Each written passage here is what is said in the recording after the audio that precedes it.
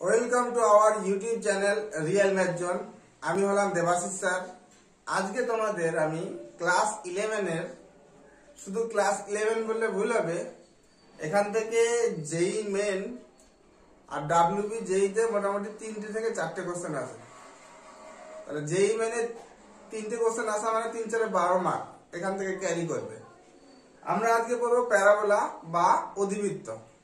এই চ্যাপ্টারটা আমরা আগে কনসেপ্টটা বিশেষ করে বুঝতে হবে, আর কনসেপ্ট বোঝার জন্য আমাদের প্রত্যেকটা জিনিসের চিত্র অঙ্কন করে আমাদের বুঝতে হবে। তো আমরা মেইনলি এখানে কি করব, প্রত্যেকটা থিওরি চিত্রের মাধ্যমে বোঝার চেষ্টা করব এবং এর রেসপেক্টে কি ধরনের কোশ্চেন আসবে প্রথমত আমরা ক্লাস 11 একটা পুরো কভার করব। তারপরে এর রেসপেক্টে ডাব্লিউবি জেই বা এমনি অল ইন্ডিয়ার মেন্সে কি ধরনের কোশ্চেন আসবে সেগুলো আমরা ডিসকাস করব, আর গত বছর কি কি এসছে সেগুলো কোশ্চেন নিয়ে আমরা আলোচনা করব। তবে আমরা বলবো যে এই চ্যাপ্টারটা তোমরা ভালোভাবে করো, যাতে তোমাদের অ্যাটলিস্ট 3টেতে 3টে এখান থেকে করতেই পারো, ঠিক আছে? আচ্ছা, আজকে শুরু করছি আমরা প্যারাবোলা বা অধিবৃত্ত। আমি দেবাশিস স্যার। তো প্রথমত আমরা জেনে নেব প্যারাবোলা কাকে বলে। প্যারাবোলা কাকে বলে ডেফিনেশনটা আমরা আগে জানবো। আচ্ছা, প্যারাবোলা কাকে বলে এটা জানার জন্য একটু জেনে নিই আমরা সমতল কাকে বলে। বলছে সমতল বলছে এমন একটা তল যেখানে যদি দুটো বিন্দু আমি জয়েন করি আর রাখি, আমরা এখানে একটা বিন্দু দিলাম, এখানে একটা বিন্দু দিলাম, ওই দুটো যদি আমি জয়েন করে দিই, যে লাইন সেগমেন্টটা পাবো, সেই লাইন সেগমেন্টটা যদি আবার ওই তলেই থাকে যায়, তাহলে ওই ধরনের তলকে বলবো আমরা সমতল। যেরকম বোর্ডটা হচ্ছে একটা আমার সমতল। ওকে, এখন আমরা বলবো অধিবৃত্ত বা প্যারাবোলা। তো এই যে চ্যাপ্টারটা আছে অধিবৃত্ত বা প্যারাবোলা, এর সাথে আরো দুটো চ্যাপ্টার আছে, উপবৃত্ত এবং পরাবৃত্ত। এই উপবৃত্ত এবং পরাবৃত্ত আর অধিবৃত্ত এই 3টে মিলে একসাথে বলা হয় কনিক সেকশন, ঠিক আছে? তো কনিক সেকশনের 3টে একটার সঙ্গে অন্যটা রিলেটেড, আর ডেফিনেশনটাও ওদের সঙ্গে একটার সঙ্গে অন্যটা পুরোটা রিলেটেড। তো আমরা আগে আজকের চ্যাপ্টারে পড়বো আমরা শুধু অধিবৃত্ত, পরের ক্লাসগুলোতে আমরা বাকিগুলো কন্টিনিউ করব।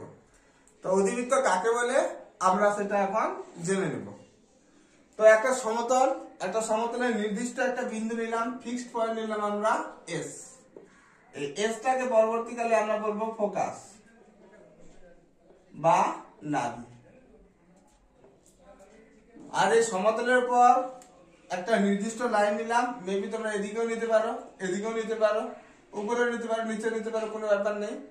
তো আমি এই সাইডে একটা লাইন নিলাম, আমি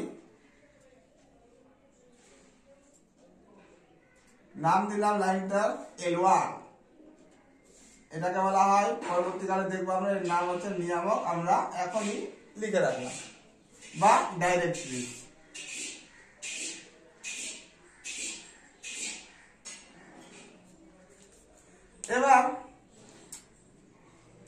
এবার একটা আমরা গতিশীল বিন্দু নিচ্ছি পি।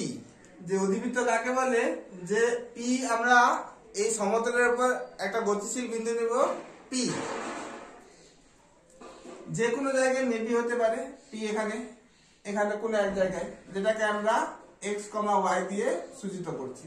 ওকে, কন্ডিশন হচ্ছে পি নেওয়ার একটা শর্ত আছে, যা আমরা প্যারাবোলার ডেফিনেশন হিসেবে আমরা ব্যবহার করব। যে পি নেওয়ার কি শর্ত, যে এস থেকে পি এর যা দূরত্ব হবে, এস থেকে পি এর দূরত্ব বলতে এই নীল কালিটা তোমরা দেখতে পাচ্ছ, এস থেকে পি এর যা দূরত্ব এটা, আর পি থেকে আমরা এই L1 সরলরেখার উপর যদি লম্ব টানি, এই লম্ব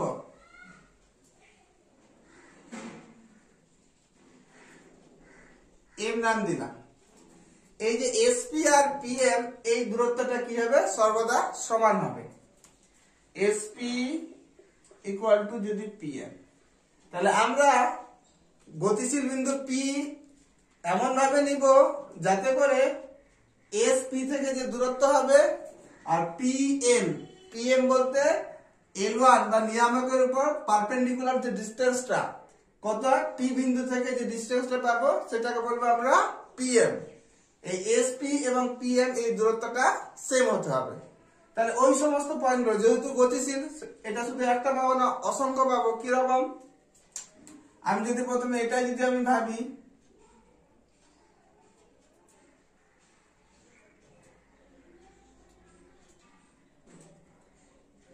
নীল কালিগুলো দিয়ে আমি এসপি সূচিত করছি,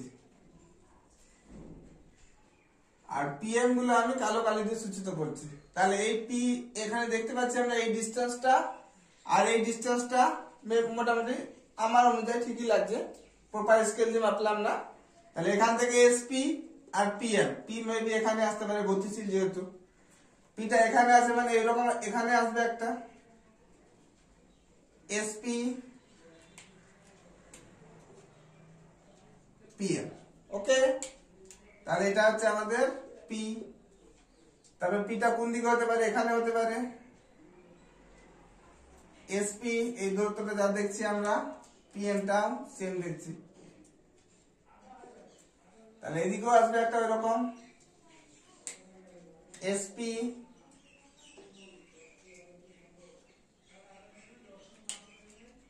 পিএম।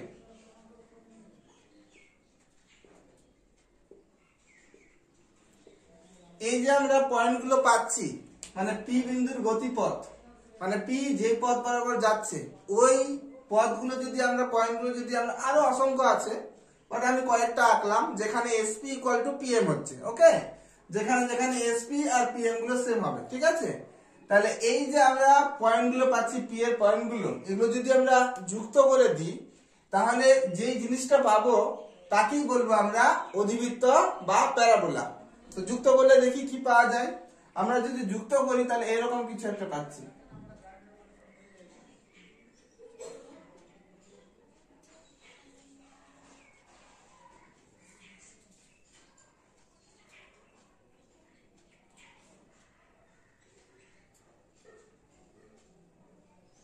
এরকম চলতে থাকবে।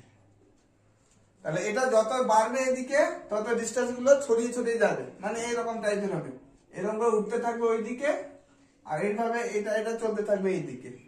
তাহলে এই যে জিনিসটা পেলাম, এই যে কার্ভটা পেলাম, এই কার্ভটার নামই হচ্ছে আমাদের অধিবৃত্ত।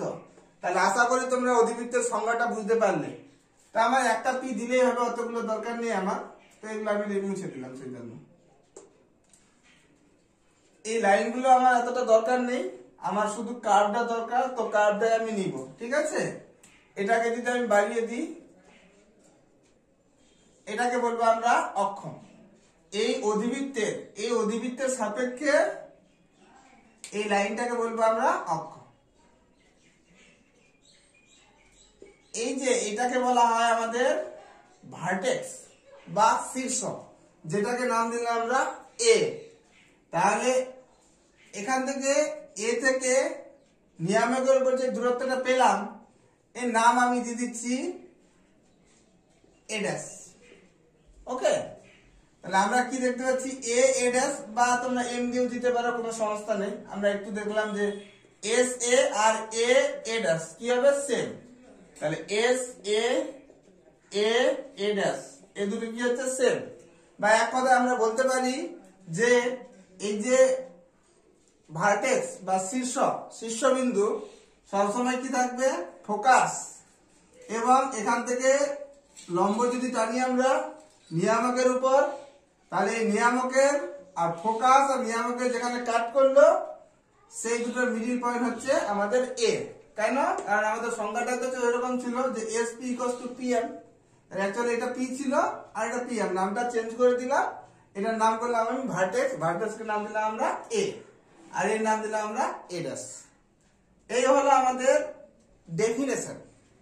আমাদের শুধু কি জানতে হচ্ছে, এখানে জানতে হচ্ছে এটার নাম, এটা হচ্ছে ডিরেক্ট্রিক্স বা নিয়ামক। তাহলে আমরা এটা পেলাম ফোকাস বা নাভি, আর ফোকাস আর এই যে আমরা ডিরেক্ট্রিক্সের উপর ফোকাস থেকে যদি লম্ব টানি, তাহলে মিডিল পয়েন্ট যেটা পাচ্ছ সেটাকে বলবো আমরা শীর্ষবিন্দু বা ভার্টেক্স। আর আমরা কি জানলাম যে প্যারাবোলার ছবি, আমরা কার্ভটা পেয়ে গেলাম। আর আমরা কি জানলাম যে এসপি ইকুয়ালস টু পিএম, এটা হচ্ছে প্যারাবোলার মেইন ডেফিনেশন, সেখান থেকে আসছে। তো প্রথম থেকে আবার বলি আমরা, যে সংজ্ঞাটা আমাদের মেন, তারপরে আমরা এক এক করে বার করব কিরকম কি নেচার হবে। যদি এক্সিসটা কোঅর্ডিনেট এক্সিসের থাকে তাহলে পরে কি রকম হবে সেটাও আমরা দেখব, পরে দেখব ওটা। তো প্রথমত আমরা শিখব কি শিখলাম আমরা, যে কোন সমতলে যে কোনো একটা বিন্দু ছিল, স্থির বিন্দু ছিল এস, আর একটা লাইন আগে থেকে গিভেন ছিল সেটা হচ্ছে আমার L1। এমন গতিশীল পয়েন্ট নিচ্ছি আমরা পি পয়েন্টগুলো এমন ভাবে নিচ্ছি যাতে করে এসপি আর পিএম এই যে দূরত্বগুলো কি পাচ্ছি, সেম পাচ্ছি। তাহলে ওই যে এসপি আর পিএম এই দূরত্বগুলো যেখানে যেখানে সেম হবে সেই পয়েন্টগুলোই আমরা নিলাম। ওই পয়েন্টগুলো যদি যুক্ত করে দিই, যে কার্ভটা পাবো সেই কার্ভটাকে বলবো আমরা প্যারাবোলা। আর যে পয়েন্টটা এই যে এসপি প্রথমে যে সমতলে নিয়েছিলাম পয়েন্টটা, সেটাকে বলবো আমরা ফোকাস। আর যে লাইনটা প্রথমে ইনিশিয়ালি নিয়েছিলাম সেই লাইনটাকে বলবো আমরা ডিরেক্ট্রিক্স বা নিয়ামক।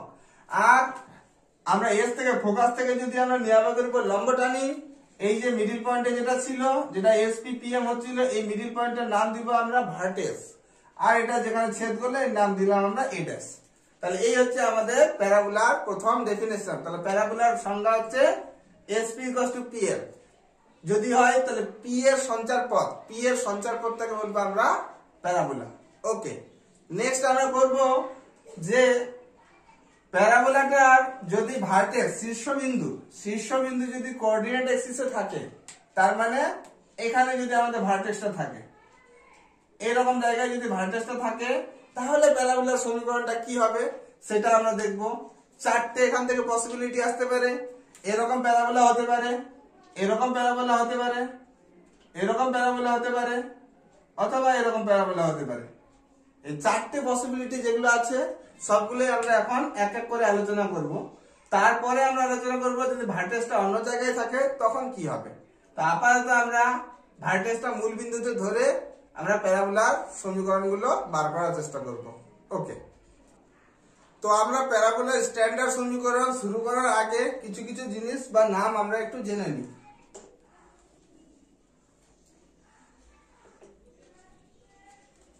আচ্ছা, আমরা যদি ফোকাস দিয়ে এটা যদি লম্ব টানি,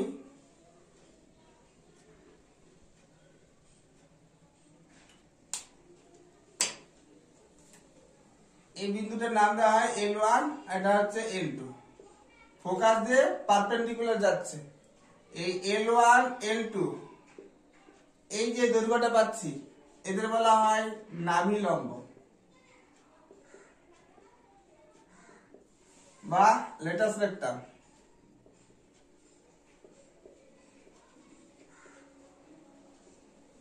আচ্ছা, এখানে আমরা আরেকটা জিনিস জেনে নিব যে অধিবৃত্তের এই যে অক্ষ, এটাকে কি বলবো আমরা, এটাকে বলেছি আমরা অক্ষ বা এক্সিস।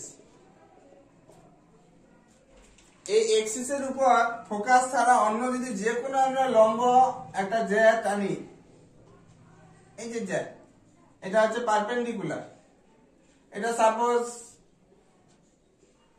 পি ড্যাশ কিউ ড্যাশে ছেদ করলো এখানে, এটা কিন্তু এই যে পি ড্যাশ কিউ ড্যাশ যেটা কিন্তু ফোকাস দিয়ে যাচ্ছে না, অন্য যে কোনো জায়গাতে ফোকাস দিয়ে গেলে পরে সেটাকে বলবো আমরা নাভি লম্ব বা লেটাস রেক্টাম।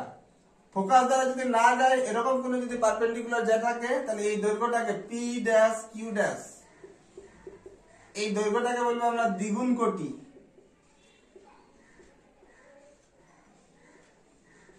বা ডবল অর্ডিনেট।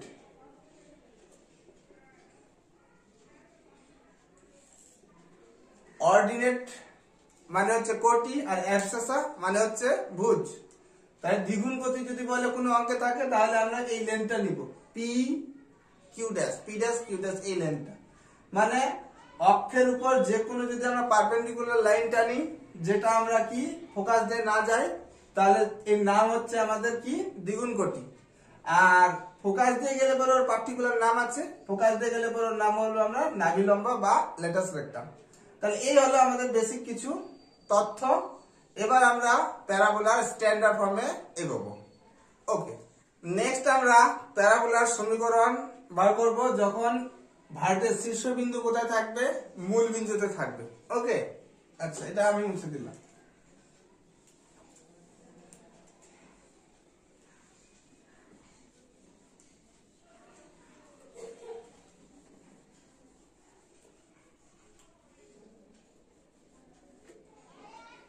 এই চ্যাপ্টারটা কিন্তু পুরো কনসেপচুয়াল আর চিত্রের মাধ্যমে হবে, তাড়াহুড়া করার দরকার নেই, আস্তে আস্তে শিখো, ডিটেলসে শিখো জিনিসটা। ওকে,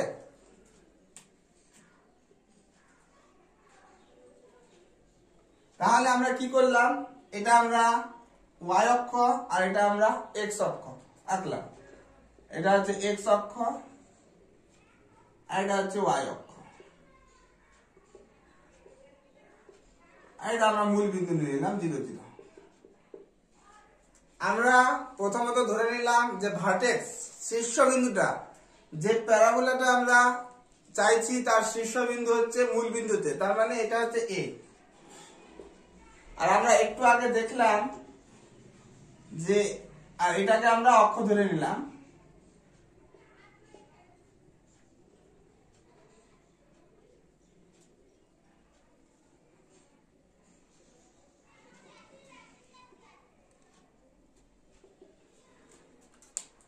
এর আগের চিত্রটা আমরা দেখলাম যে এস থেকে, ফোকাস থেকে আমরা যদি নিয়ামকের উপর লম্ব টানি, তাহলে এই দুজনের মিডিল পয়েন্টটা ছিল শীর্ষবিন্দু বা ভার্টেক্স। তার মানে এই লেনটা যদি আমার এ হয়, তাহলে এ পিছন দিকে সেম পরিমাণ এ গেছে, তাহলে এটা মিডিলে আছে। তাহলে এই শীর্ষবিন্দু সাপেক্ষে ফোকাসটা এদিকে হতে পারে, এদিকে হতে পারে। তো প্রথমত ফোকাসটা আমি এদিকে নিচ্ছি, পরের কেসে ফোকাসটা এদিকে নিব আমরা। তাহলে আমি ধরে নিলাম ফোকাসটা হচ্ছে এই জায়গায় আছে, এক্স অক্ষের উপর অবস্থিত। এটাকে যেহেতু এক্স অক্ষটাকে এক্স অক্ষ ভেবেছি, তাহলে এর স্থানাঙ্ক কত হবে, a, 0। কারণ এক্স অক্ষের উপর অবস্থিত যে কোনো বিন্দুর স্থানাঙ্ক y এর মান কি হয়, 0। কারণ এক্স অক্ষের সমীকরণই হলো y = 0। এক্স অক্ষের সমীকরণই হলো, আমরা জানি y = 0। তাহলে এইটাকে আমরা ধরে নিলাম আমরা ফোকাস। ঠিক আছে, তো একটু আগে দেখলাম যে এইটা দৈর্ঘ্য যদি যতটা হবে এর পিছন দিকেও কি হবে, সেম। কারণ যেহেতু এটা মিডিলে ছিল, শীর্ষবিন্দুটা যেহেতু মিডিলে হবে, তাহলে এখান থেকে সেম পরিমাণে মাইনাসে আসবে। এই বরাবর আমার ডাইরেক্ট্রিক্সটা আছে বা নিয়ামকটা।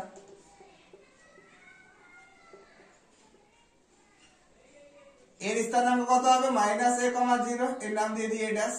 ঠিক আছে, তাহলে এই সরলরেখার সমীকরণ কত হবে বা নিয়ামকের সমীকরণ,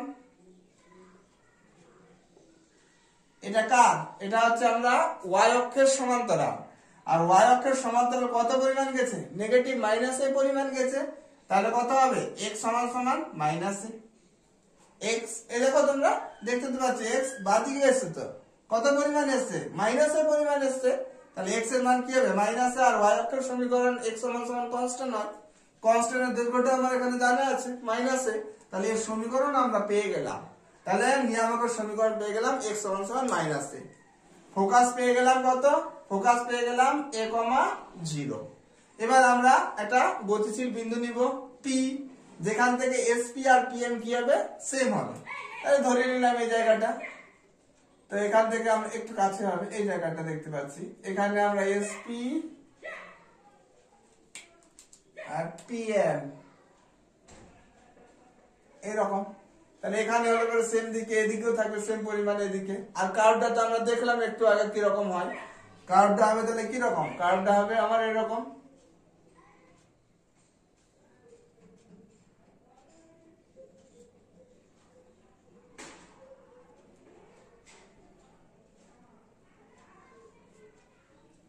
ওকে, আমার একটু কার্ভটা খারাপ হচ্ছে, তোমরা একটু ভালো করে নিবে।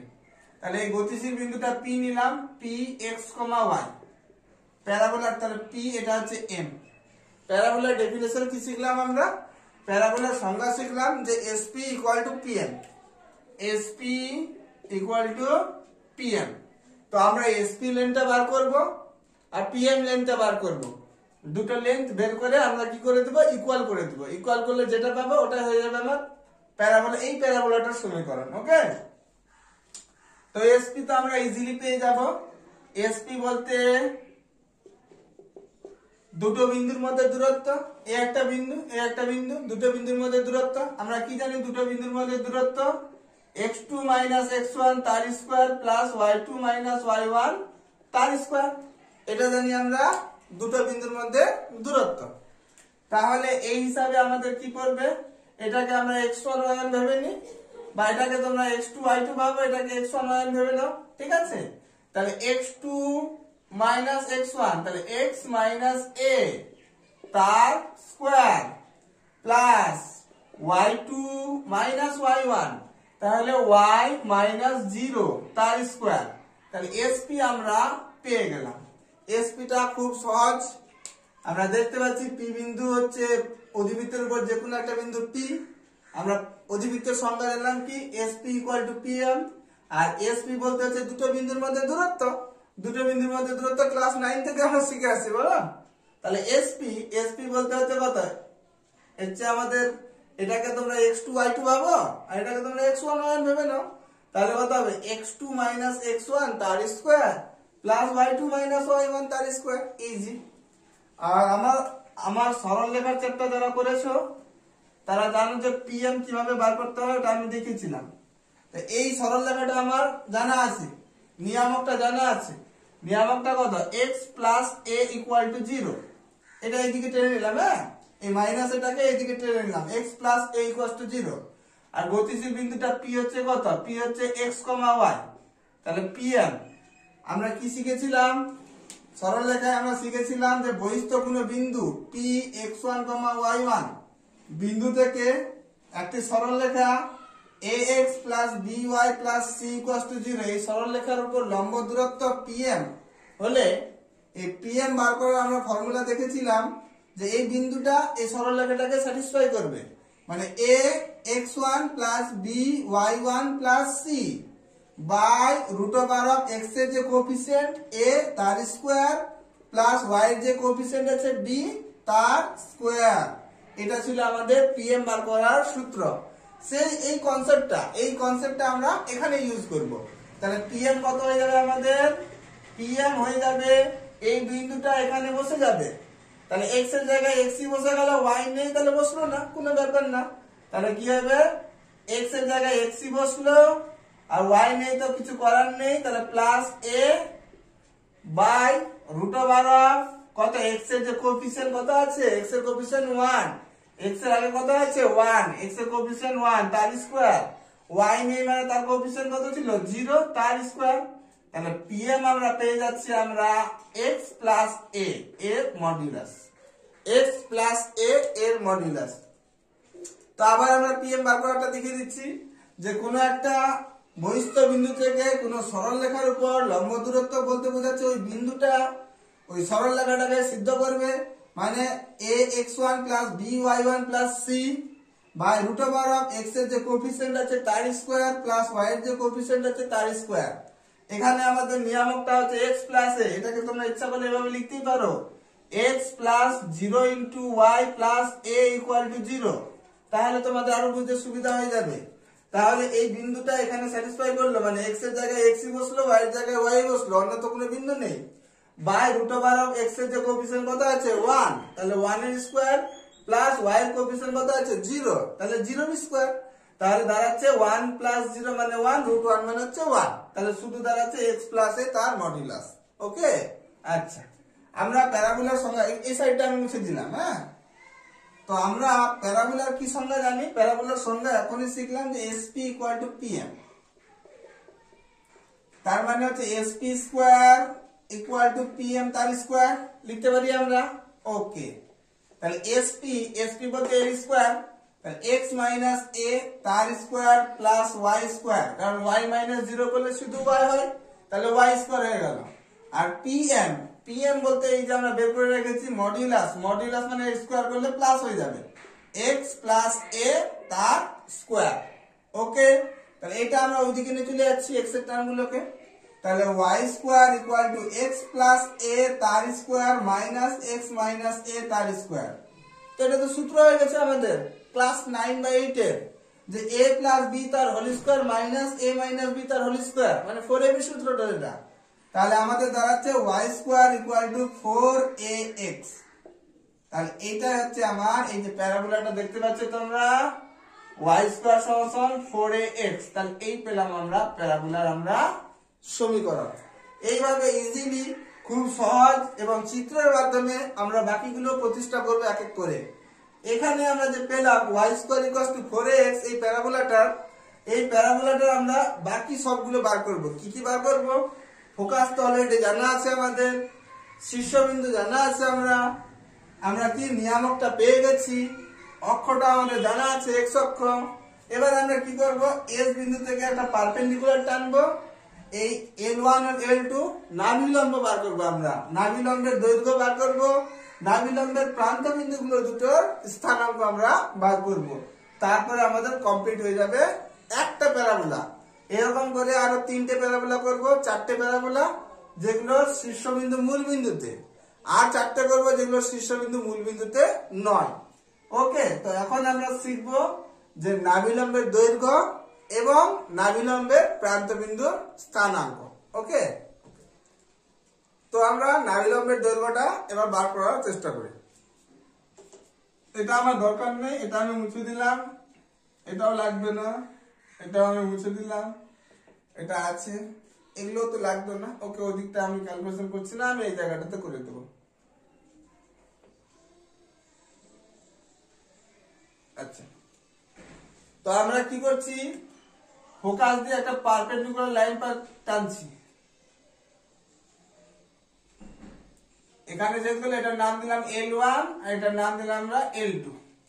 তাহলে নাভিগামী একটা আমরা যে টানলাম, সেটা কিনা অক্ষটাকে কি করছে? 90 ডিগ্রিতে কাট করছে।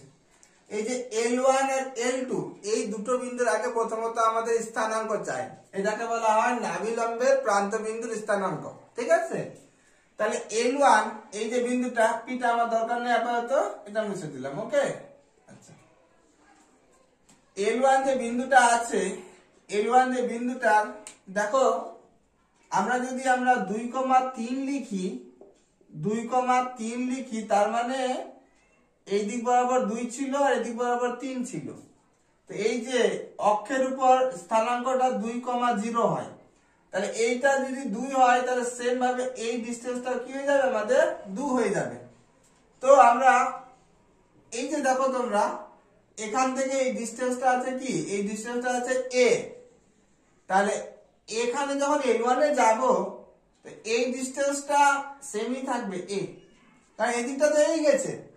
এই ডিসটেন্সটা আমরা জানি না, মানে s L1 এই ডিসটেন্সটা অজানা। এই ডিসটেন্সটা যদি আমরা পেয়ে যাই s L1, তোমরা দেখতে পাচ্ছ, এই ডিসটেন্সটা যদি আমরা বের করে নিতে পারি, আমরা মানে কোটিটা এক কথায় L1 এর ভুজ, মানে অ্যাবসেসটা আমরা পেয়ে গেছি, অর্ডিনেটটা আমরা পাইনি। কোন রকম যদি অর্ডিনেটটা আমরা বের করে নিতে পারি, তাহলে পরে কি হবে? আমাদের অঙ্কটা কমপ্লিট হয়ে যাবে, মানে L বিন্দুর স্থানাঙ্ক আমরা পেয়ে যাব। ওকে, আচ্ছা, তো আমরা যেহেতু জানি না, তো আমরা ধরে নিলাম এর স্থানাঙ্ক y1, ধরে নিলাম L1 এর স্থানাঙ্ক a, y1। এবার আমরা দেখতে পাচ্ছি কি, যে এই L1 বিন্দুটা, এই L1 যে বিন্দুটা আছে, ওটা প্যারাবোলার উপর অবস্থিত, মানে এই বিন্দুটা এই প্যারাবোলার উপরে অবস্থিত, সেটা আমিও দেখতে পাচ্ছি আর তোমরাও দেখতে পাচ্ছ। তো এই বিন্দুটা প্যারাবোলাটাকে কি করবে? স্যাটিসফাই করে যাবে। মানে আমরা প্যারাবোলার যে x এর জায়গায় আমরা a বসাতে পারবো, আর y এর জায়গায় আমরা y1 বসাতে পারবো। সেখান থেকে আমরা y1 এর মানটা বের করে নিব। তো বসিয়ে দিই, যেহেতু L1 বিন্দুটা প্যারাবোলার উপর অবস্থিত, সুতরাং আমরা বলতে পারি যে y1 এর স্কয়ার সমান 4a ইনটু a, কারণ x বলতে তখন a হয়ে যাচ্ছে। তাহলে y1 এর স্কয়ার ইকুয়াল টু হচ্ছে 4a স্কয়ার। তাহলে y1 হয়ে যাচ্ছে আমার প্লাস মাইনাস 2a। স্যার দুটো মান কেন আসলো? দুটো মান আসলো কারণ s থেকে যখন প্লাস নিবে এই ডিসটেন্সটা হবে 2a, আর মাইনাস নিলে পরে a এর স্থানাঙ্কটা পেয়ে যাব। কারণ L2 এর তো প্রথমটা তো সেম, প্রথমটা তো এটারও a, তাহলে এরও কি হবে? সেমই হবে। m2 প্রথম স্থানাঙ্কটা সেম হবে। আর এইটা প্লাস মাইনাস বোঝাচ্ছে যে এর মানটা আমরা পেলাম a, একটা 2a উপরে পজিটিভ দিকে, আর নেগেটিভটা হবে এটা a, -2a। তাহলে আমরা একসাথে আমরা কি পেলাম, দুটো বিন্দুর স্থানাঙ্ক আমরা পেয়ে গেলাম। ওকে, তাহলে আমরা অধিবৃত্তে প্রান্ত বিন্দু দুটো স্থানাঙ্ক পেয়ে গেলাম। অতএব নাভিলম্বের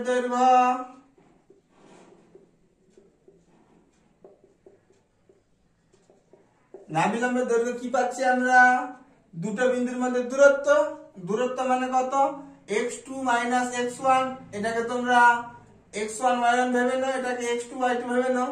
তাহলে x2 - x1, তাহলে a - a তার স্কয়ার প্লাস y2 - y1, তাহলে 2a -2a প্লাস 2a তার স্কয়ার, তার মানে হয়ে যাচ্ছে আমার 4a স্কয়ার,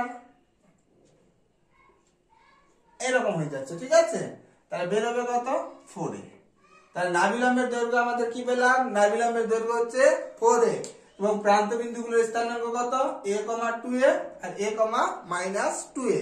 এই অধ্যায় আমাদের কমপ্লিট, আমাদের সব বের করে নিলাম একটা প্যারাবোলা যা যা বার করতে হয়। তো এগুলো আমরা একটা সুন্দর লিস্টের মাধ্যমে এবার দেখব। ওকে, তো আমার এটা লাগছে না, এটা আমি মুছে দিলাম।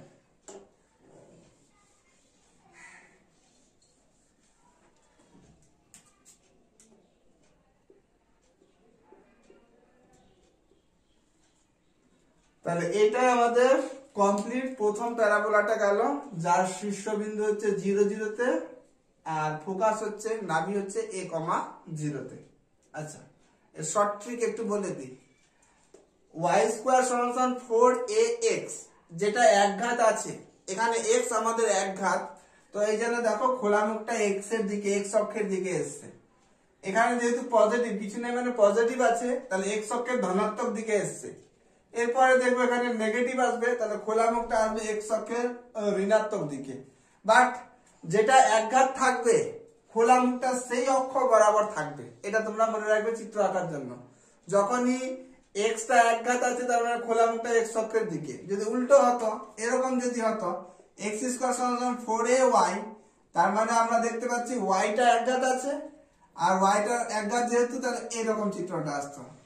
মূল বিন্দু যেহেতু 4a, অন্য কিছু নেই, y এর সঙ্গে আর কিছু অ্যাড নেই বা x এর সঙ্গে আর কিছু নেই, তাহলে শীর্ষবিন্দু সবসময় 0, 0 স্ট্যান্ডার্ড ফর্ম, এটা হচ্ছে স্ট্যান্ডার্ড ফর্ম। তাহলে কি রকম পাচ্ছি, তাহলে y² পাচ্ছি সবসময় নাভিলম্বের দৈর্ঘ্য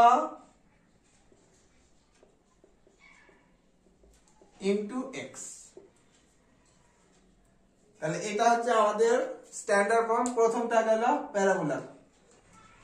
তো আমরা কি কি পেলাম একটু ছোট্ট করে সামারি করলে সেটা দাঁড়াবে যে ছবিটা হচ্ছে y² = 4x, অধিবৃত্তের সমীকরণ y² = 4x, শীর্ষবিন্দু হচ্ছে a, 0, 0, অক্ষ হচ্ছে x অক্ষ মানে y = 0, ফোকাস বা নাভি s, a, 0, নাভিলম্বের দৈর্ঘ্য পেলাম আমরা লেটেস্ট রেক্টাম, এই যে L1 L2 এর মান পেলাম 4a, নাভিলম্বের প্রান্তবিন্দুর স্থানাঙ্ক পেলাম কত, a, 2a R a, -2a। আর কি পেলাম, নিয়ামকের সমীকরণ পেয়েছি x = -a / x + a = 0, অক্ষ নিয়ামকের ছেদবিন্দুর স্থানাঙ্ক, এই যে অক্ষ এবং নিয়ামকের ছেদবিন্দুর স্থানাঙ্ক a', -a, 0, কিন্তু এটা -a, 0। আর লাস্ট পেলাম আমি এই দূরত্বটা, এটা যদি a হয়, তোমরা দেখো এই লেন্থটা যদি a হয়, তাহলে এই লেন্থটা কিন্তু a, তাহলে a + a আমরা পেলাম কত, নাভি ও নিয়ামকের ছেদবিন্দুর মধ্যে দূরত্ব s a' = 2a। তাহলে এইভাবে আমার প্রত্যেকটার কিন্তু আমাকে কি করতে হবে, সবগুলোর আমাকে বার করতে হবে। এটা একটা প্যারাবোলা গেল, বাকিগুলো আমরা এক এক করে বার করব।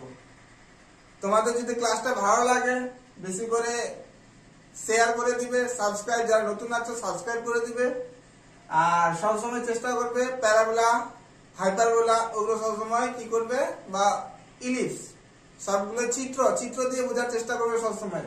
এই যে আমি যেভাবে চিত্র দিয়ে বোঝানোর চেষ্টা করলাম সেইভাবে কিন্তু চিত্র দিয়ে বুঝবে, না হলে কিন্তু একটু জটিলতা আসবে কনসেপ্টে, ঠিক আছে? ওকে, ধন্যবাদ।